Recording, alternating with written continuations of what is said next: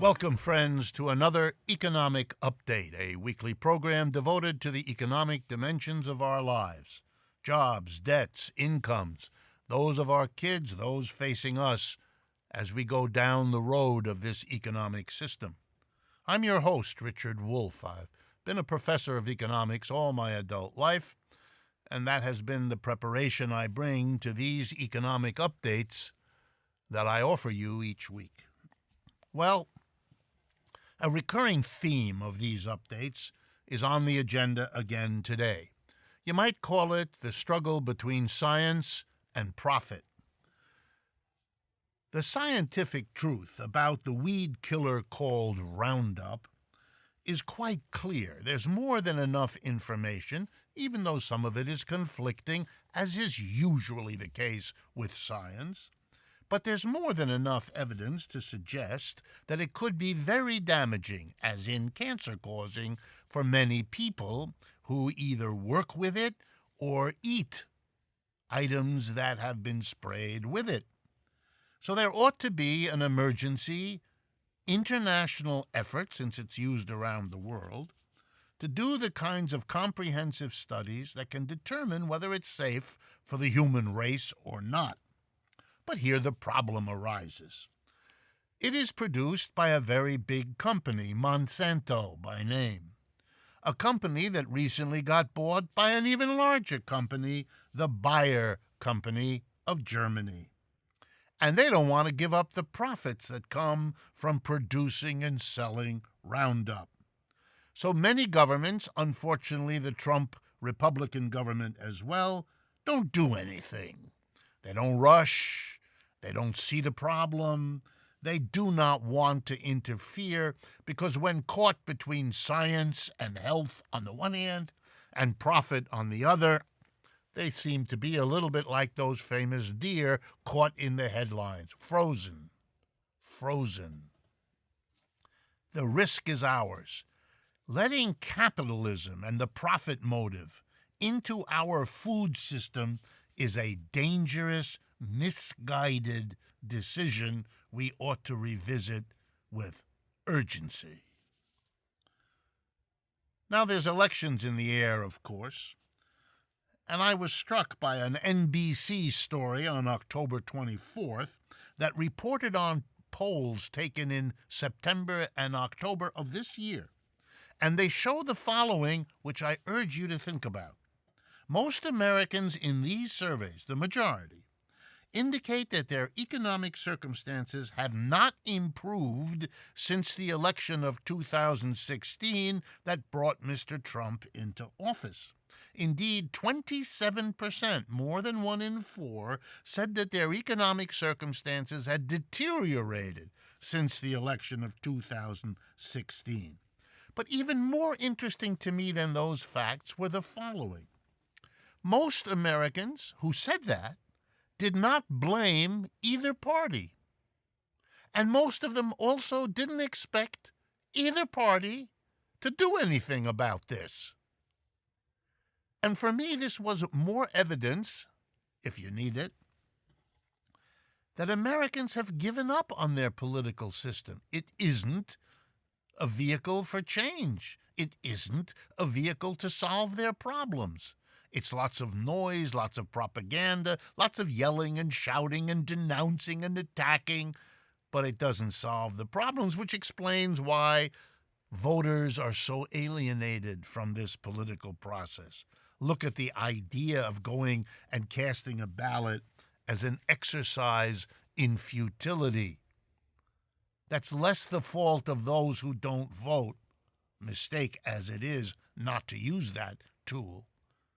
But it's more the mistake of a system that gives us a political elite, a political group, whose job apparently is to fake it rather than to change anything.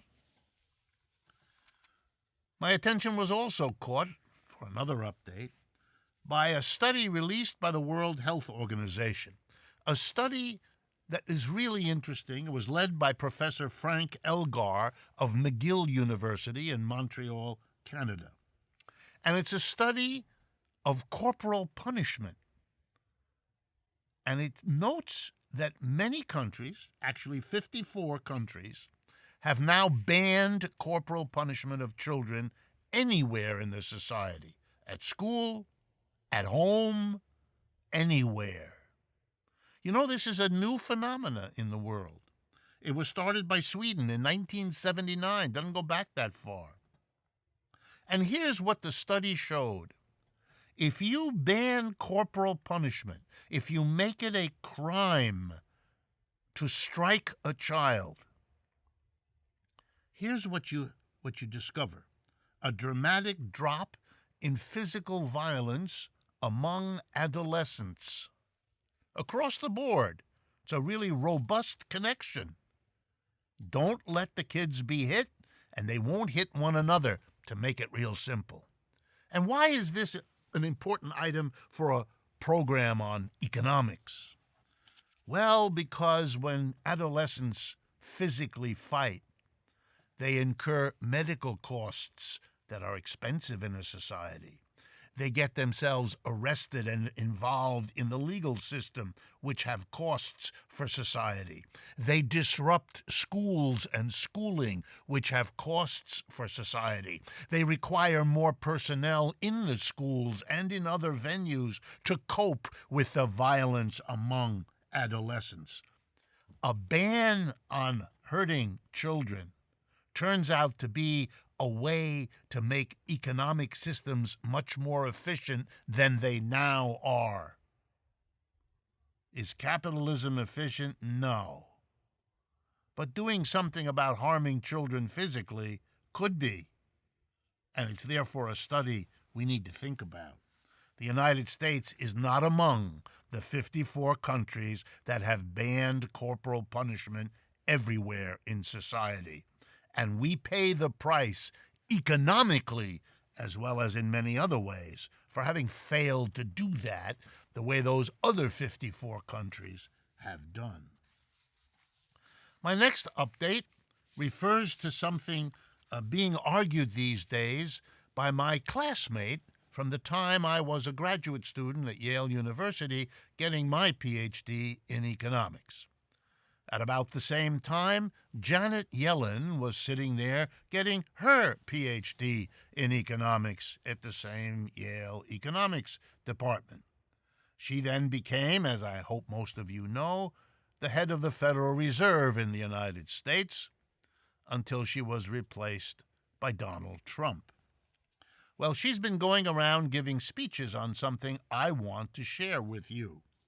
She is extremely worried that the next economic downturn in the United States, which, like most other observers, she thinks is imminent, that is, likely to occur, if not in 2019, then certainly in 2020, as the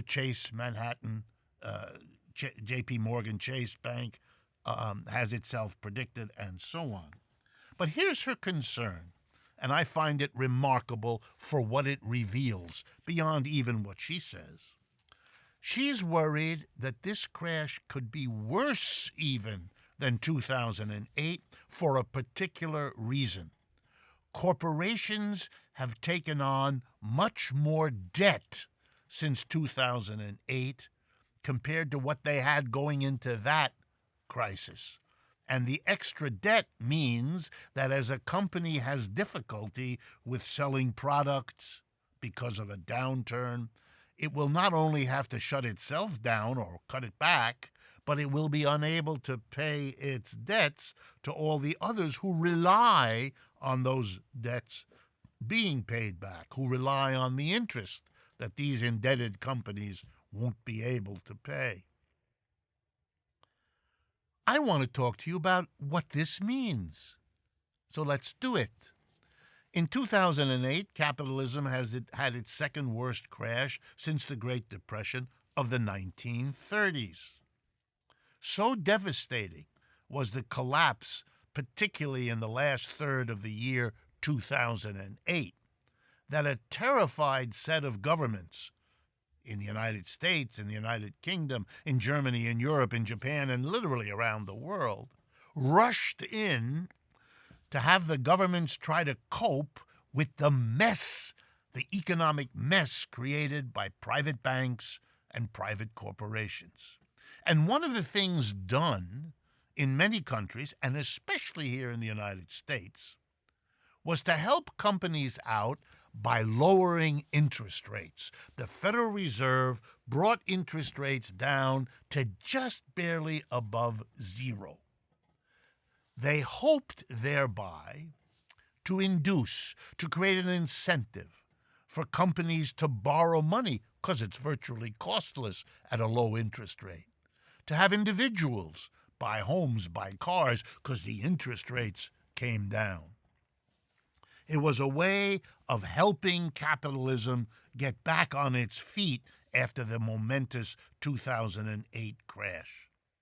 But of course, by making money cheap to borrow, it sent a message, which we now can see was well received by American corporations, those in difficulty, but also those not in difficulty.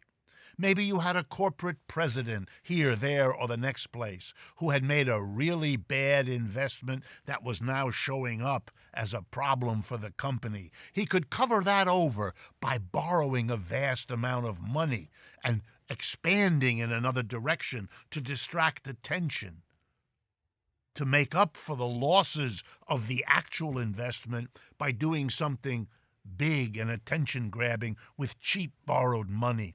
Whatever the reason, American corporations borrowed money like there's no tomorrow from 2008 to now, making Janet Yellen really worried that a vast amount of borrowing has fueled very questionable investments by corporate leaders who could make those investments look good for a few years, get themselves fat bonuses during that time, and then the catastrophe would come after they've well taken care of themselves. She's really worried about it. I want you to understand that you live in a capitalist system that not only crashes in 2008 and then solves the problem by lowering interest rates, but the very solution they found sets up the next crisis.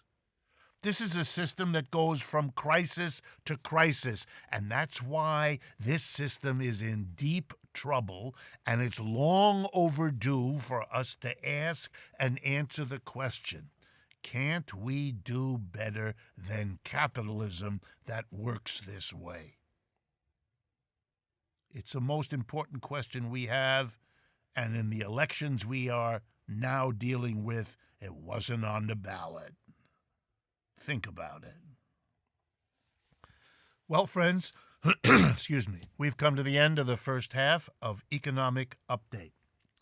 I want to remind you and also ask you to please subscribe to our YouTube channel for Economic Update. It is an enormous help to us and builds our support and our audience. I would like to ask you also to follow us on Facebook, Twitter, and Instagram. And take a look at our website, democracyatwork.info. That's all one word, democracyatwork.info, where you can find ways to expand on the information we offer here, to learn how you can work with us in an ongoing way, no matter where you are and what your life activity is. We also want to offer a particular thanks to the Patreon community that supports us in such an enormously important way. Patreon, Patreon, patreon.com/economic update is a way for those of you who have not yet done so to join that community. And we want to thank those of you that are already in that community and those of you that might be persuaded to join it. Thank you very much. Stay with us. We'll be right back.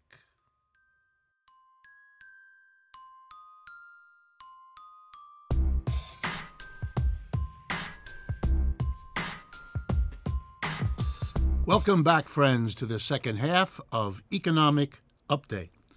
It is my pleasure to offer today a conversation, an interview, if you like, with Riva Enteen. She is a socialist and has been active since the 1960s. She attended the Hastings College of Law in San Francisco and worked for many years in the National Lawyers Guild. And then she worked as its program director, and she was also the first chair of the local board of KPFA, one of the many stations that carries this program and that has been an important part of the economic update community. So it is with pleasure that I welcome Riva Enteen to the program. Thank you for coming. Thank you very much. Okay, well, the thing that brought you here, in a sense, was a book. And you've told me that this is a book you spent 5 years of your life assembling and putting together. So let's begin by talking about what this book is and why you spent that time, given your history, to do this sort of project. Okay. It was a labor of love. The last page is the poem by Marge Piercy, 1973, To Be of Use. Since I was raised a socialist, and I certainly see the problems in this world, my life is really to be of use. We need to be of use. In terms of how the book evolved, I have been an avid listener of Pacifica since I grew up in New York with WBAI, KPFA in California. Flashpoints is an excellent daily investigative show. Dennis Bernstein is an excellent interviewer. He was asking for people to transcribe his interviews. I volunteered. He then asked me to edit a book of his interviews, which became a 5-year project. Was there a particular part of his interview style or what he did that captured your interest and desire to do this? Well, certainly the politics. He is left, and there's less and left of real deep analysis from the left. He also, I think, is the best of the interview genre. It's candid, it's fresh, it's colloquial, and he brings the best out in people. I am a true lover now of the interview genre. There's something fresh and honest about it.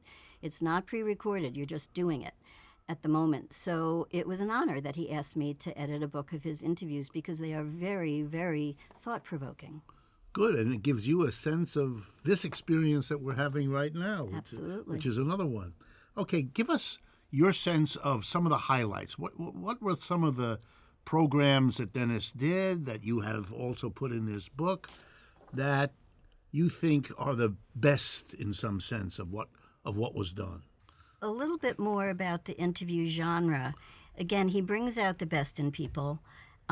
So I got many, many interviews to work with, and it broke down into 9 subject areas, which include surveillance, class, race, gender, imperialism, immigration, Palestine, and ends with the planet, because frankly, if we don't have a planet, there's really nothing left.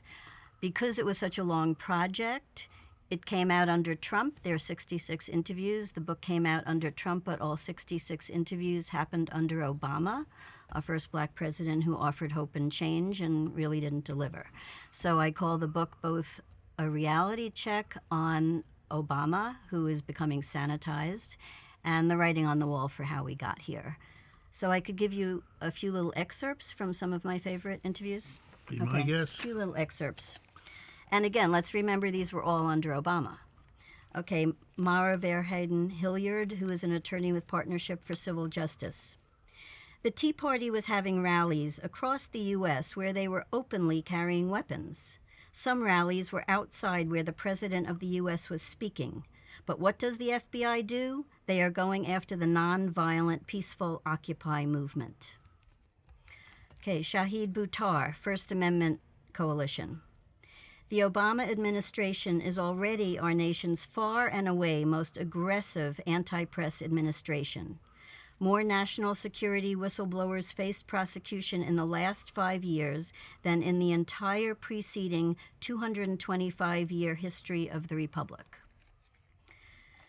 Okay, here's one that's important because people wonder about this caravan and why people are leaving Honduras and Central America. Okay, this is by Adrian Pine, an anthropologist at American University. To understand why not only the Honduran homicide rate, but also the rate of many other forms of violence is so high, is to understand the coup that happened in 2009. a coup that was carried out by military forces trained at the School of the Americas in Fort Benning, Georgia. Every Honduran I know has been violently assaulted at one point or another with a gun. It's happened in front of me on several occasions. A month ago, I walked by a man who had been killed in a targeted assassination 10 minutes earlier and was lying there on the ground. I'll read one other short one that is funny.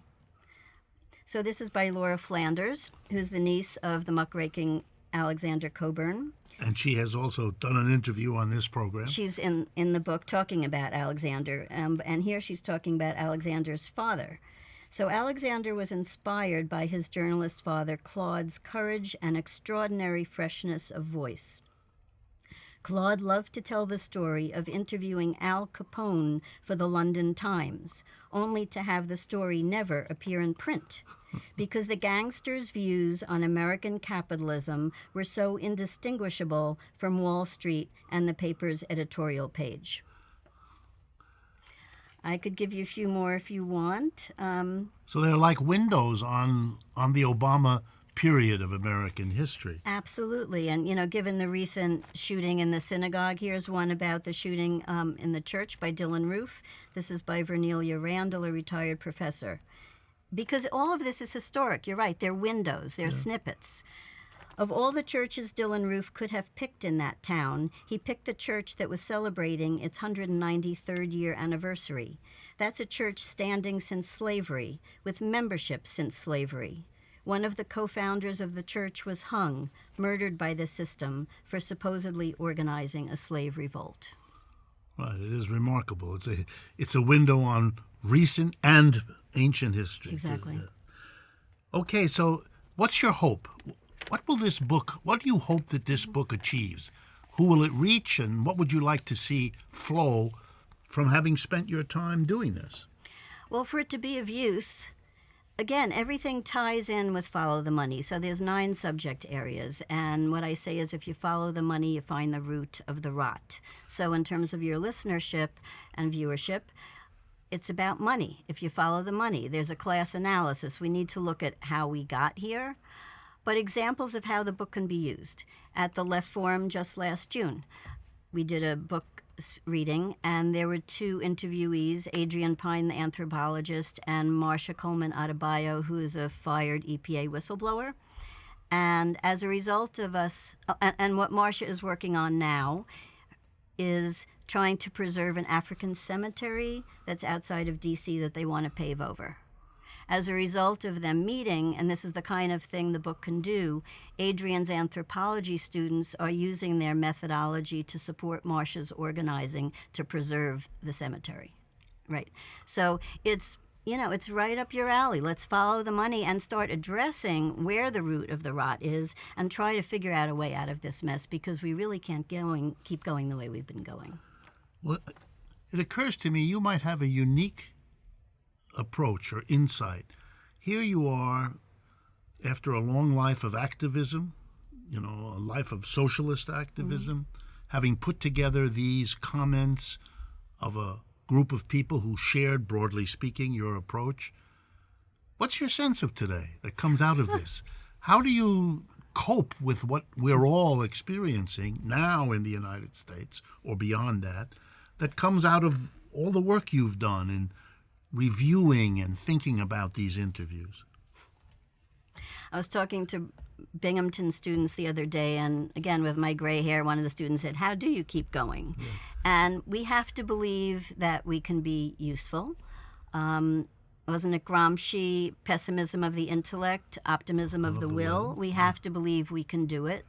But a side note is I live in South Lake Tahoe, and living in nature is really helpful. I recommend people get sustenance in any way they can, because we've been doing this a long time, but the stakes are high. We've been saying for a long time, heighten the contradictions. Trump is certainly heightening the contradictions for us. So frankly, I'm hopeful, because I don't think we can keep going down this road very long. Okay, good. The theme of follow the money as a way to think through what's going on. Tell us a little bit about how you came to that and how that works out as you did the work that produced the book. So When I came up with the 9 subjects first, and then I had to think of a title that tied it in. And I came up with Follow the Money, and I had to go through all 9 to see how it fits. And it's interesting, given that I'm a feminist from the 70s, the gender one was one of the ones, is this Follow the Money? Of course it's Follow the Money. We are paid less on the dollar. Palestine, which is called Ongoing Bloodshed in the Holy Land. That chapter is about Palestine. We certainly follow the money there. There's a whole chapter on class, which includes your interview, which says, imagine socialism in the U.S. It was at the height of the Bernie campaign. Certainly, empire is about money. If you look at race, it's about money. If you don't have money, you get capital punishment. If you have capital, you don't. So it just came together for me, and raised as a socialist, what I say is that follow the money is a bit of a mantra for me. It really explains a lot. You just keep following it and you find out what's really going on. Here's a question I've asked other people who have your background. That is, they were socialists as young folks, and now you've lived most of your life. Are you more of a socialist, less of a socialist? Would you say now, I told you so? Have you been reinforced? Or how's it been, your socialism? Well, I had to remind my son recently that I believed in the Bolshevik Revolution. I think the fall of the Soviet Union changed geopolitical politics. But Cuba, actually, one of my acknowledgments in the book is that Cuba, I believe in Cuba. Cuba shows that it can be done. I believe it's a model of a successful socialist, not-so experiment, and we can't know how powerful Cuba would be but for the embargo. So, no, I'm clearly a socialist, and I like to say when people say, well, what does that really mean, being raised a socialist? I say, and this is Long Island, New York in the early 60s, late 50s, I say, well, I was raised by middle school. I knew that the government was responsible to provide everybody food, clothing, and shelter, and I knew I wasn't supposed to talk about it. Your folks had given you that understanding. They didn't tell me, I just felt it. You don't really talk about it. But Bernie allowed people to talk about it. I have to remind people, he won the Rust Belt. People are not as afraid of the word as they think people are. Because, of course, everybody is entitled to food, clothing, and shelter. We're a civilized society. What's interesting to me is you remind me of those polls in the last 3 or 4 years that indicate, particularly for younger people, say below 40, that now huge proportions, somewhere between 30 and 60%, depending on the poll, will say they prefer socialism to capitalism, even though the conversation with them afterwards indicates they're not so clear how to define these things, but they know what they don't like, which is what we got, which is capitalism, and they want something else. And socialism sounds like a good place to start. It is a very good place to start. Thank you very much, Riva, for producing the book and for coming and sharing your insights. Thank you. And for all of you, let me thank you as well for joining us in this interview. This is a person who makes possible one of the radio stations, KPFA, that carries this program and has for a long time and been therefore very supportive of us. And so I want to appreciate the station as well as Riva, who's a part of it. I also want to remind all of you that we will continue this conversation, Riva Enteen and myself, for our Patreon community after the program is over. Please join us for Economic Update Extra on Patreon, and I look forward to speaking with you all again next week.